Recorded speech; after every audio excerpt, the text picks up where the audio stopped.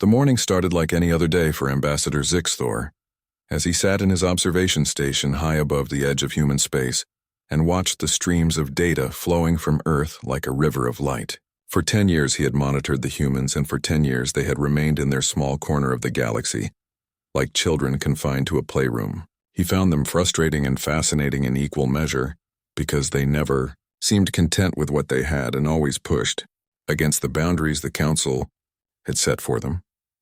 The Galactic Council had made their decision about humanity 300 years ago when the humans first developed faster-than-light travel and burst into space with the enthusiasm of youth and the recklessness of inexperience. The Council had watched dozens of species reach this milestone over thousands of years, and they knew the pattern well enough to predict what came next. Young species needed guidance and boundaries, or they would spread too fast and burn themselves out, or, worse yet, threaten the carefully maintained balance of galactic civilization. So, the Council had sent their diplomats to Earth with a simple message, which was to stay within their solar system until they proved they could govern themselves peacefully and respect the territories of others. Most species accepted this with grace and understood it as necessary wisdom from their elders. Humanity had accepted it too, but Zixthor had always sensed their resentment simmering beneath the surface of diplomatic smiles. He took a sip of his morning nutrients and glanced at the monitoring screens that showed him everything happening in human space, from the busy orbital stations around Earth to the mining operations in the asteroid belt to the research facilities near Jupiter. 60 billion humans lived in that system now, and every single one of them produced data that flowed through networks of communication satellites and relay stations. The noise of human civilization was constant and chaotic and loud. Then it stopped. At first Zixthor thought it was a malfunction in his equipment, because civilizations did not simply go silent, and he ran diagnostics on his systems, while his heart began to beat faster in his chest. The diagnostics came back clean, which meant the problem was not on his end. He expanded his scans and reached out to the automated monitoring stations that the Council had placed throughout human space. They were still functioning and sending data, but the data they sent showed nothing but empty silence, no communication. Signals came from Earth, and no traffic moved between the orbital stations, and no mining ships harvested asteroids in the belt. The entire human civilization had gone quiet in an instant, like someone had flipped a switch and turned them all off. Zixthor felt ice water flood his veins as he realized what he was seeing, because in all his years of service he had never encountered anything like this. He launched a probe toward Earth's largest orbital station and watched its progress on his screens while his mind raced through possibilities. Perhaps there had been some kind of technological failure, or a solar event that disrupted their systems. Perhaps there had been a plague that struck so quickly they had no time to send warnings. Perhaps there had been a civil war that ended in mutual destruction. Each possibility seemed less likely than the last. The probe reached the orbital station and transmitted its findings back to him. The station was intact with no signs of damage or combat. Life support systems were running and lights were on and doors were sealed properly. But there was no one there. The probe's cameras showed corridors empty of people and control rooms, abandoned with displays still showing readouts and monitors still tracking data that no one was watching anymore. In the station's cafeteria, the probe found tables with meals half eaten, as if people had simply stood up in the middle of lunch and walked away. In the living quarters, it found personal belongings scattered about and photos on walls and books left open on beds. Everything suggested that the occupants had intended to return at any moment, but none of them had. Zixthor sent more probes to more locations, and each one told the same impossible story. The colonies on Mars were empty and the domes were intact but lifeless. The mining stations in the asteroid belt were abandoned, with equipment still running and ore still sitting in processing bins. The research facilities orbiting Jupiter showed no signs of their scientists or crew. Everywhere the probes looked, they found the infrastructure of human civilization functioning perfectly, but the humans themselves were simply gone. Drafted an emergency report to the Council and marked it with the highest priority codes. Within hours, the Council convened an emergency session, and representatives from 200 species gathered in the Great Chamber to hear his report. Zixthor stood before them and showed them his findings, while the assembled diplomats watched in growing disbelief. The chamber that normally buzzed with conversation and debate fell into shocked silence as the evidence mounted. 60 billion humans had vanished without warning or explanation. They had left behind everything that was not portable and taken everything that was. Most disturbing of all was the pattern Zixthor had noticed in the abandoned facilities. Every civilian location showed signs of hasty but orderly departure, with personal items left behind but essential supplies removed. Every military installation told a different story because they had been stripped methodically and completely. Weapons were gone and vehicles were gone, and the shipyards where humanity had been constructing their defense fleet were empty of everything except the infrastructure itself. Hi. Arbiter Kelnash spoke first, and her crystalline form reflected the chamber lights in anxious patterns as she asked the question everyone was thinking. Where had they gone, and why had they left, and what did it mean for the rest of the galaxy? Zixthor had no good answers for her because the evidence pointed in directions he did not want to follow. Humans did not run from threats, and they did not abandon their homes without reason. In all his years of observing them, he had learned that much about their nature. They faced problems head-on and fought against impossible odds and never accepted defeat easily. So if they had left their homeworld behind, it was not because they were fleeing from something, but because they were moving toward something.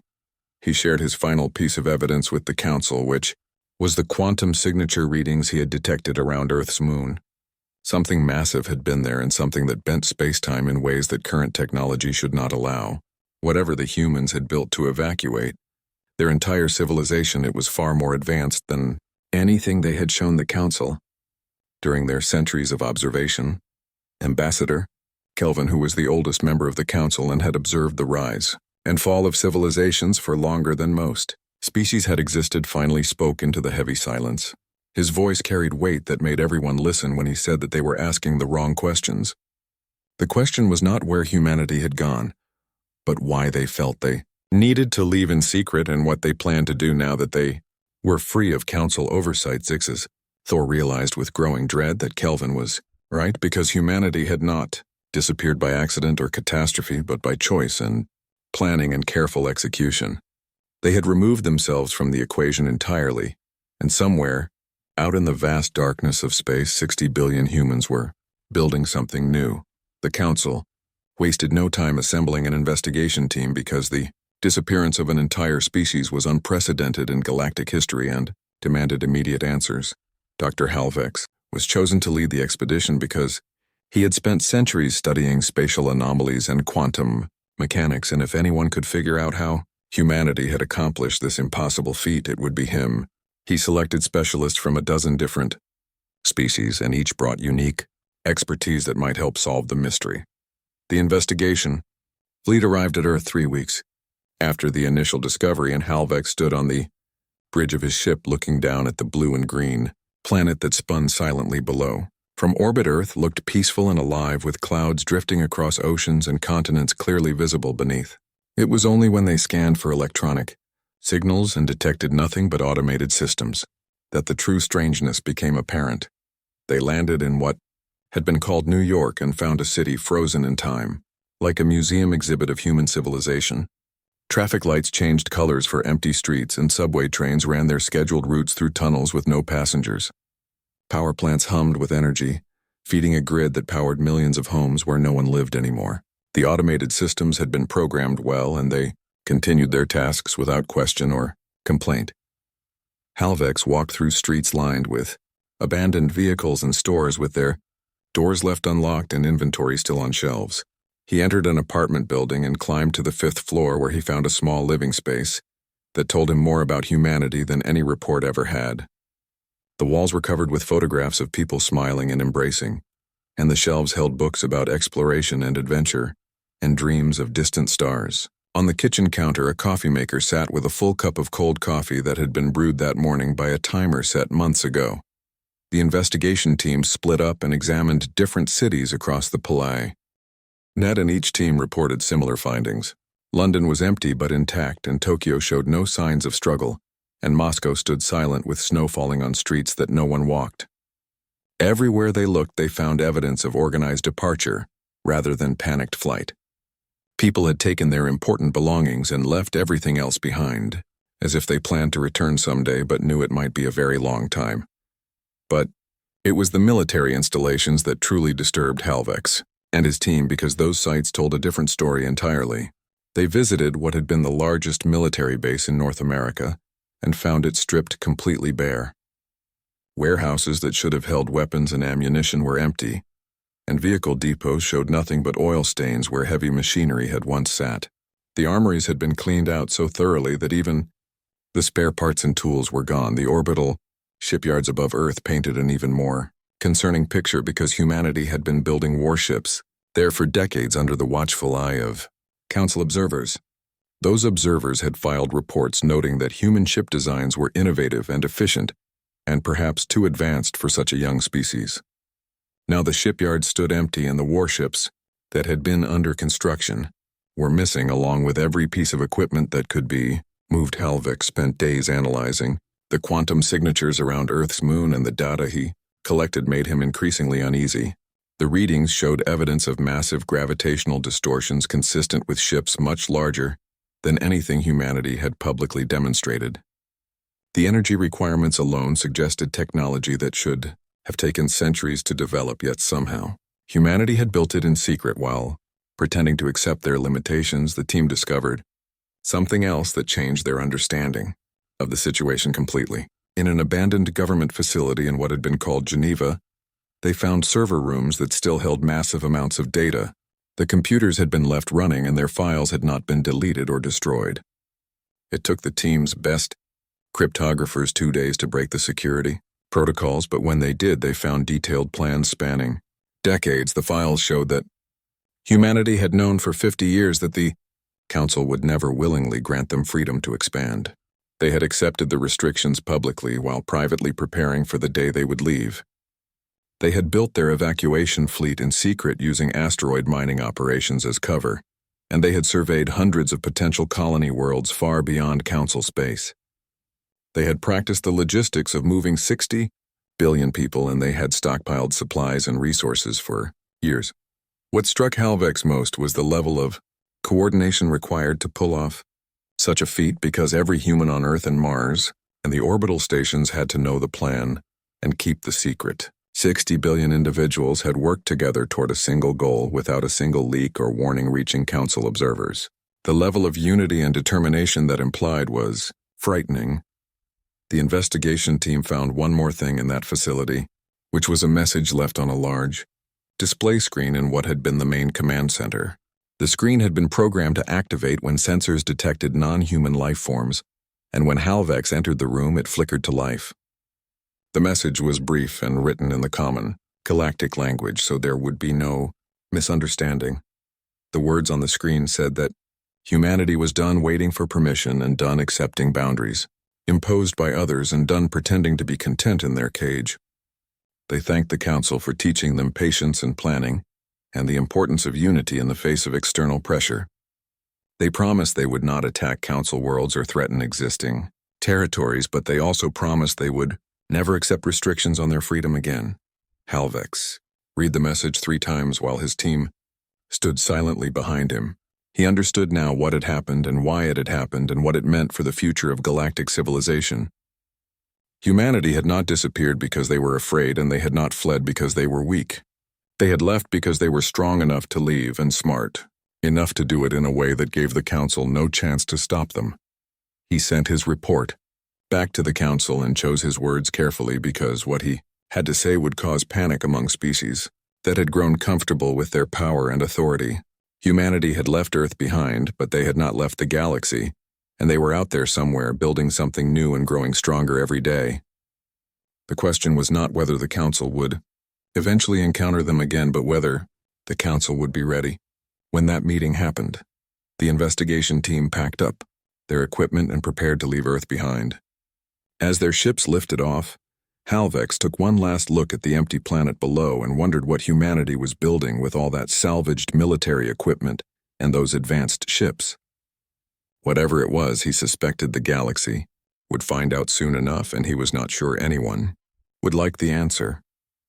The Council chamber erupted into chaos when Halvex finished presenting his findings, and representatives from 200 species all tried to speak at once. Some demanded immediate action to find humanity and force them back into compliance, while others argued that the disappearance was actually a blessing that removed a dangerous element from galactic civilization.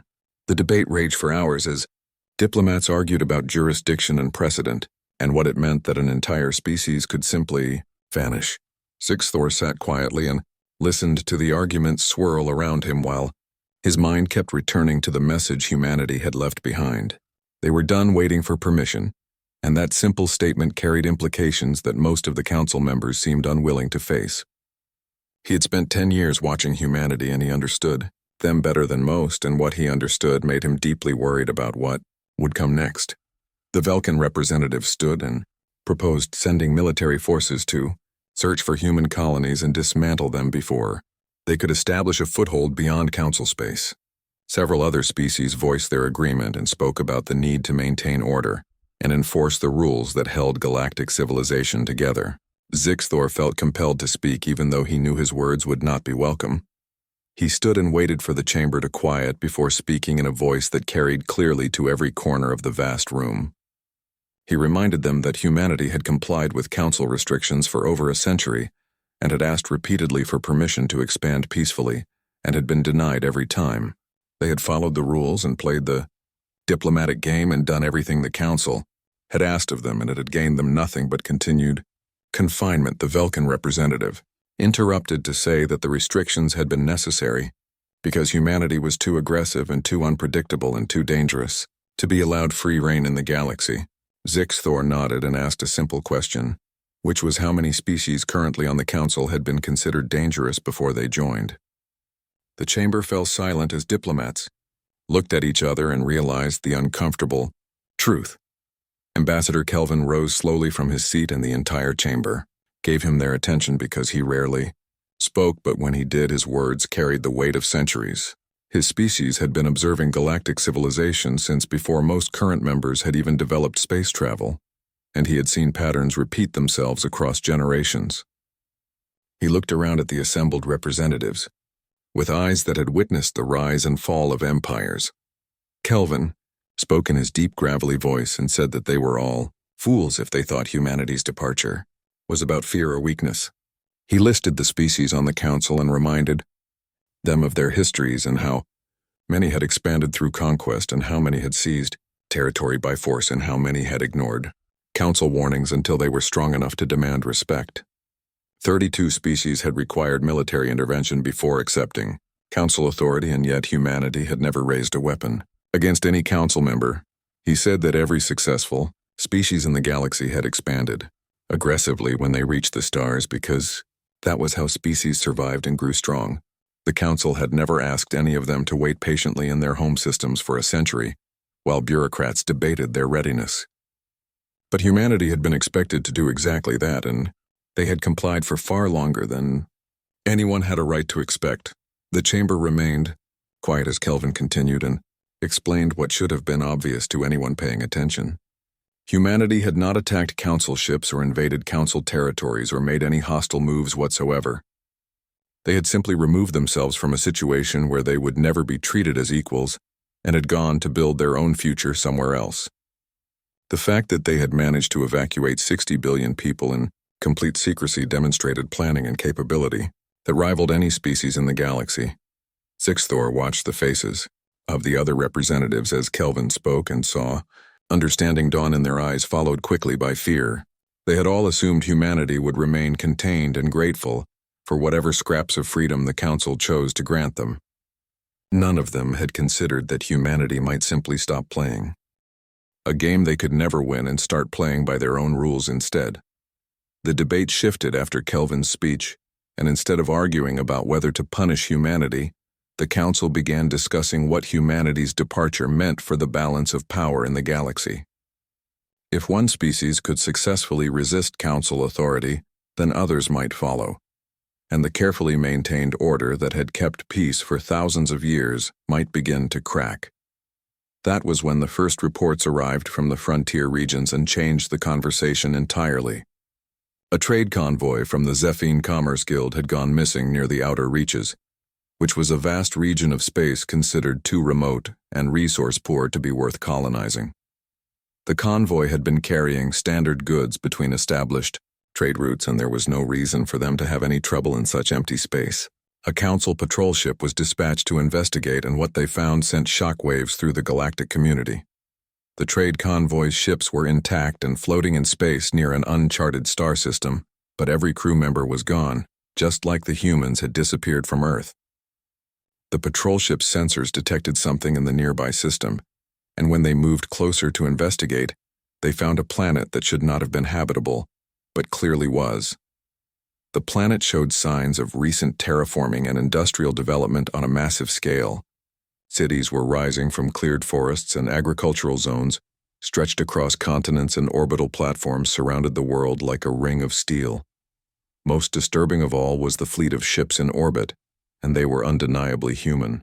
In design, but more advanced than anything humanity had possessed 3 months ago when they left Earth. The patrol ship's commander sent an urgent message back to the Council and included detailed scans of the human colony. The analysis revealed construction techniques that suggested humanity had been planning this for decades and had hidden the full extent of their technological capabilities from Council observers. The ships in orbit mounted weapons systems that Council scientists could not fully identify, and the defensive platforms around the planet would make any assault extremely costly. Zix Thor read the report and felt his worst fears confirmed, because humanity had not fled into exile or gone into hiding. They had executed a strategic withdrawal and established themselves in territory the Council had ignored, and now they were building something that could challenge the established order. The question was no longer whether humanity would eventually seek to rejoin galactic civilization, but whether they would do so as supplicants or as conquerors. The Council faced an impossible choice, and they could send their military forces to destroy the human colony and risk open war with a species that had proven itself capable of remarkable feats, or they could accept that humanity had successfully escaped their control and hope that future relations could be managed peacefully. Either choice carried enormous risks, and neither guaranteed the stability that the Council desperately wanted to maintain. Kelvin spoke again, and reminded them that humanity had not attacked the trade convoy, but had simply relocated the crews somewhere safe before claiming the territory as their own. It was a message and a warning that said humanity was willing to defend what they built, but did not seek unnecessary conflict. The choice of how to respond belonged to the Council, but Kelvin suggested they choose very carefully, because underestimating humanity had already cost them their credibility. Captain Yora stood on the bridge of her patrol ship and stared at the display showing the human fleet in orbit around the colony world.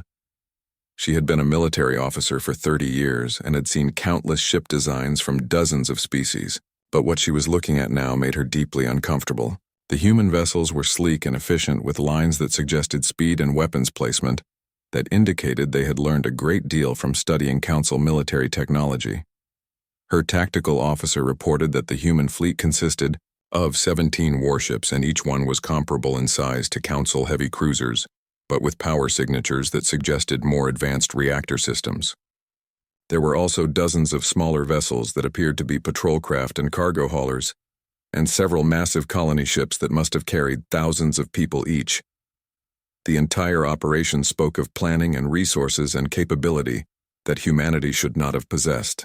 Yora ordered her communications officer to send a hail to the human fleet, and waited while her heart beat faster in her chest. For a long moment there was no response, and she began to wonder if the humans would simply ignore her or, worse yet, open fire without warning. Then a face appeared on her main display, and Yora found herself looking at a human woman who wore a military uniform that combined elements of old Earth naval traditions with practical modern design. The woman introduced herself as Commander Lisa Grant of the Earth Colonial Fleet, and her voice was calm and professional, but her eyes were hard as steel. She asked what business the Council had in this region of space, and Yora felt her diplomatic training kick in as she explained that the patrol was investigating the disappearance of a trade convoy. Lisa nodded slowly and said that the convoy crews were safe and would be returned to Council space once humanity finished establishing its territorial claims. Yora felt her temper rise at the casual way Lisa spoke about taking Council citizens and claiming territory without authorization. She stated clearly that the Council had not approved human expansion into this region, and that humanity was in violation of multiple treaties and agreements. Lisa's expression did not change as she replied that humanity was no longer bound by treaties they had never truly been part of. The conversation grew tense as Yora insisted that there would be consequences if humanity did not comply with council law. Lisa leaned forward slightly and asked a simple question, which was how many ships the council had in this region. Yora hesitated because the answer was not encouraging, and her patrol consisted of only 3 vessels, while the human fleet before her could easily overwhelm them. Lisa continued speaking, and explained that humanity now controlled 17 colonies in the outer reaches, with 12 more under construction. Each colony was being built with the same efficiency and speed that had allowed them to evacuate Earth, and each one was defended by ships that incorporated technology. Humanity had developed in secret over decades.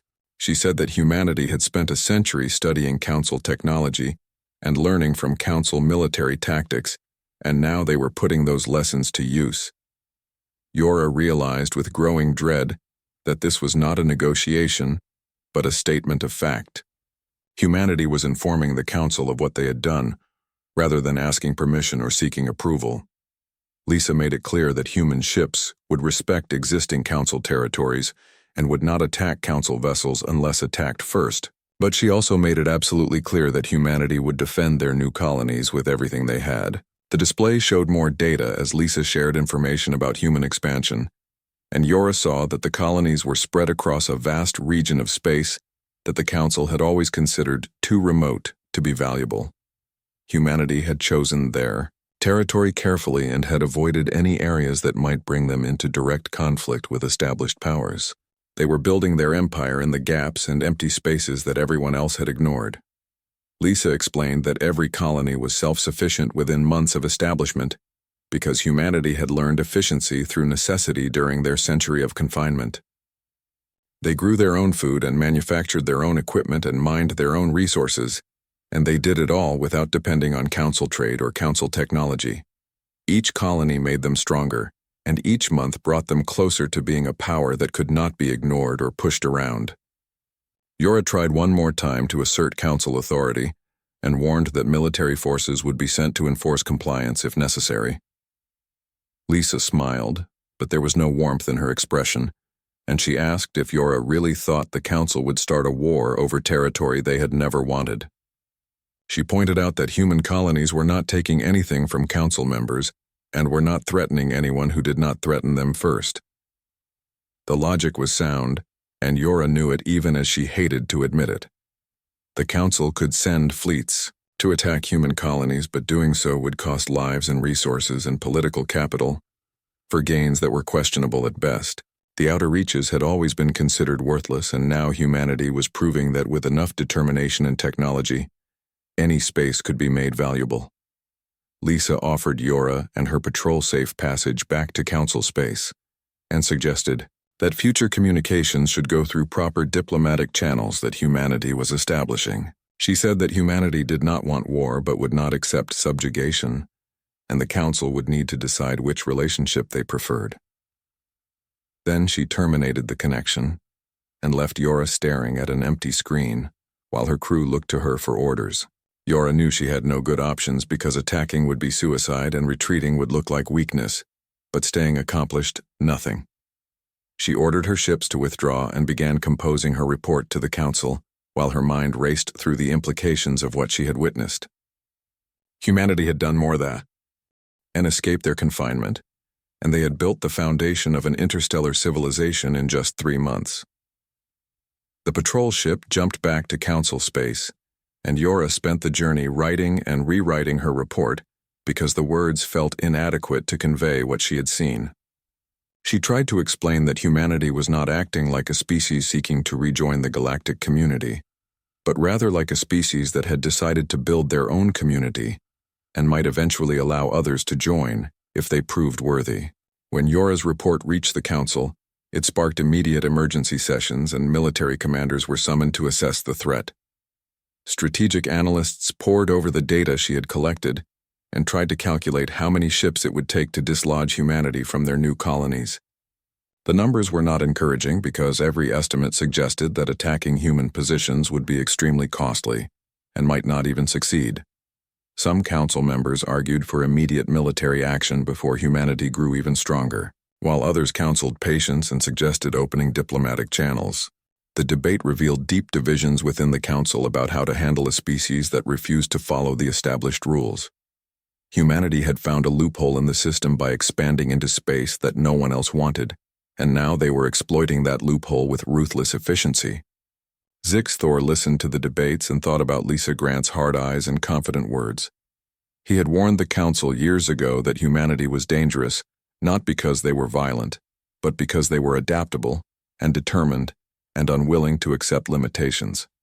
Now his warnings had proven true, and the council faced a choice between accepting humanity as an equal power or spending decades trying to contain a species that had already proven they could not be contained. The question was no longer what humanity would do next, because that was obvious, and they would continue expanding and building and growing stronger until no one could challenge them. The real question was what the council would do, and whether they would learn from this experience or repeat their mistakes with the next species that challenged their authority. Zixthor suspected he already knew the answer, but he hoped desperately that he was wrong. The months following the discovery of human colonies brought a steady stream of reports that painted an increasingly clear picture of what humanity had accomplished. Every week brought news of new settlements appearing in regions of space that the council had mapped but never bothered to colonize. Humanity was spreading across the outer reaches like wildfire, and each new colony was established with the same efficient precision that had allowed them to evacuate Earth without anyone noticing. What troubled the council most was not the speed of human expansion, but the way they went about it. Humanity did not invade occupied territories or challenge existing claims, and they respected the boundaries of every council species with meticulous care. Instead, they claimed every habitable world and resource-rich system that lay outside established borders, and they did so with such speed that by the time the council noticed a new colony, it was already self-sufficient and defended. Within 6 months, humanity controlled more territory than any single council member, and their fleet had grown to rival the largest military forces in known space. Within a year, they had established 40 colonies and controlled shipping lanes that connected them in an efficient network. Within 18 months, they had a functioning interstellar economy and were trading with independent species that operated outside council jurisdiction. The council watched helplessly as humanity did exactly what they had been forbidden to do for a century, and they did it better than anyone had expected. Human colonies thrived in conditions that would have challenged other species, and human ships moved through space with a confidence that came from knowing they answered to no authority but their own. The reports that reached the council chamber painted a picture of a civilization that had been waiting decades for the chance to prove what they could do. Zixthor read every report and watched humanity's expansion with mixed feelings of admiration and concern.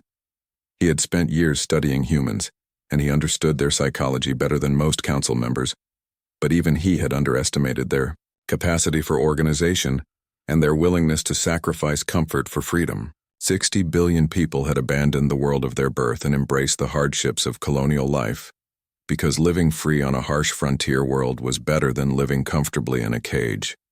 The council debated sending military forces to halt human expansion, but every strategic analysis came to the same conclusion, which was that any war with humanity would be long and costly and might not achieve its objectives.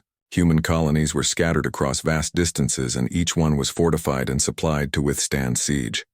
Their fleet was designed for defensive operations and hit-and-run tactics that would make occupation nearly impossible. More importantly, the council faced internal divisions about whether military action was justified. Several species argued that humanity had done nothing wrong except refuse to accept arbitrary restrictions, and those species questioned whether the council had the moral authority to enforce rules that seemed designed to maintain the power of established members rather than promote galactic peace.